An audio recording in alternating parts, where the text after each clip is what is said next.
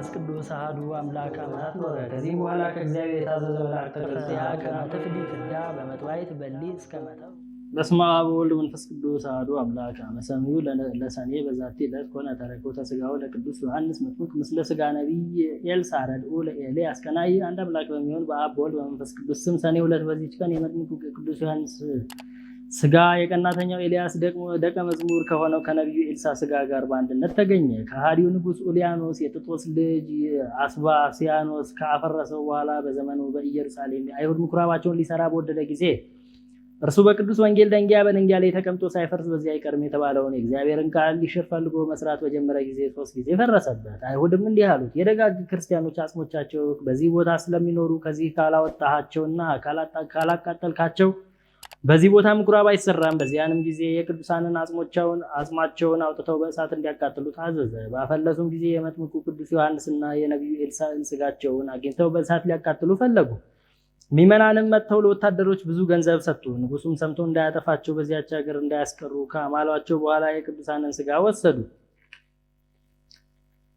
የኡልያኖስም ዜናው እንዲህ ሆነ። የጳጳሳት አለቆች ባስልዮስንና ጎርጎርዮስን ባሰራቸው ጊዜ እነርሱ በቅዱስ መርቆሬዎስ ስዕል ዘንድ እያለቀሱ ጸለዩ። የክብር ባለቤት የሆነ የጌታችንን የከበረ ስሙን ሰድቧልና። ያን ጊዜ እግዚአብሔር ቅዱስ መርቆሬዎስን በአካለ ነፍስ ላከው። ኡልያኖስንም በጦር ወጋው። ከደሙም ዘግኖ ኢየሱስ የሰጠኸኝን ነፍስ ተቀበል እያለ ወደ አየር ረጨ። ወዲያውኑም በክፉ አሟሟት ሞተ። የከበሩ የዮሐንስና የኤልሳዕን ሥጋ ግን እሊያ ሰዎች በእስክንድርያ ከተማ ወደ ሊቀ ጳጳሳቱ አባ አትናቴዎስ አደረሱ። እርሱም ከእርሳቸው ታላቅ ደስ አለው። ቤተክርስቲያንም እስኪሰራላቸው ድረስ በእርሱ ዘንድ አኖራቸው። በአንዲት ዕለትም አባ አትናቴዎስ በአባቶቹ ቦታዎች ላይ ስለ ጸሐፊው ቴዎፍሎስም አብሮት ሳለ እግዚአብሔር መልካም ዘመን ሊሰጠኝ ሥጋቸውን በውስጡ አኖር ዘንድ ለቅዱሳን መጥምቁ ዮሐንስና ለነቢዩ ኤልሳዕ በስማቸው በዚህ ቦታ ቤተክርስቲያን ሰራለሁ አለ። ቴዎፍሎስም ሰማው። አባ ቴዎፍሎስም በተሾመ ጊዜ አባ አትናቴዎስ የተናገረውን ያንን ቃል አስቦ ቤተክርስቲያን ሰራ። ከእርሱ ጋርም ብዙዎች ካህናትንና የክርስቲያን ወገኖችን ይዞ የቅዱሱን የመጥምቁ ዮሐንስና የነቢዩ ኤልሳዕ ሥጋቸው ወዳለበት ሄደ። በታላቅ ክብርም ተሸክመው አምጥተው ወደ ቤተክርስቲያን አስገቡ። ሥጋቸውንም ይዘው በሚጓዙበት ጊዜ በጎዳናቸው አቅራቢያ ቤት ካለበት ቦታ ደረሱ። በውስጡም በምጥ ተይዛ 4 ቀናት እየጮኸች ለሞት የተቃረበች ሴት ነበረች። እርሷም አረማዊት ነበረች። በቅዱሳኑም ሥጋ ዘንድ ካህናቱ የሚያመሰግኑትን ሰምታ በቤቷ መስኮት ተመለከተች። ይህ ምንድን ነው ብላ ጠየቀች። የቅዱሳን መጥምቁ ዮሐንስና የነቢዩ ኤልሳዕ ሥጋቸው ነው አሏት።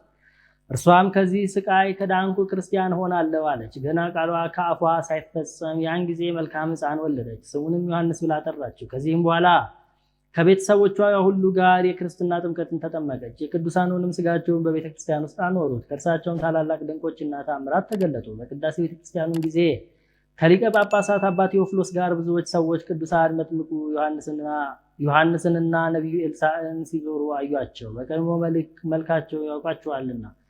የመጥምቁ ዮሐንስ መልክ ሁለመናው ጸጓር ሲሆን ፂሙ በደረቱ ላይ የወረደ ነበር። ኤልሳዕም ቁመቱ ረጅም፣ ራሱ በራ ነበር። ከዚህም በኋላ ኤጲስቆጶሱ አባ መቃርስ በሰማዕትነት በሞተ ጊዜ ሥጋውን ከቅዱሳን ዮሐንስና ኤልሳዕ ሥጋ ጋር አደረጉ። ለእግዚአብሔር ምስጋና ይሁን፣ እኛንም በጸሎታቸው ይማረን ለዘላለሙ አሜን። ሰላም እብል ዘአስተርእዮቶሙ ነዮ ለሥጋ ዮሐንስ መጥምቅ ወለሥጋ ኤልሳዕ በኢታልየልዮ አቅረበ ሎሙ አኮቴተ ወተጋንዮ ከመክህሉ አረማዊተ እምህማመ ወሊድ አጥዮ ተአምሪሆሙ ቴዎፍሎስ ርእዮ ወዛቲ ዕለት ካዕበ ተስካሮሙ ለቄርሎስ ወአክሌጥስ ሰማዕት ወቀውስጦስ መነኮስ ዘብሔረ አግዓዚ ወእግዚአብሔር ይማረን በጸሎቶሙ ለዓለመ ዓለም። በዚህች ዕለት የቄርሎስ የአክሌጥስ እና የኢትዮጵያ መነኮስ የቀውስጦስ መታሰቢያቸው ነው። እግዚአብሔር በጸሎታቸው ይማረን ለዘላለሙ አሜን። በስመ አብ ወወልድ ወመንፈስ ቅዱስ አሐዱ አምላክ አመ ሠሉሱ ለሰኔ በዛቲ ዕለት አይረፈት ቅድስት ማርታ ተጋዳሊት ወተሃራሚት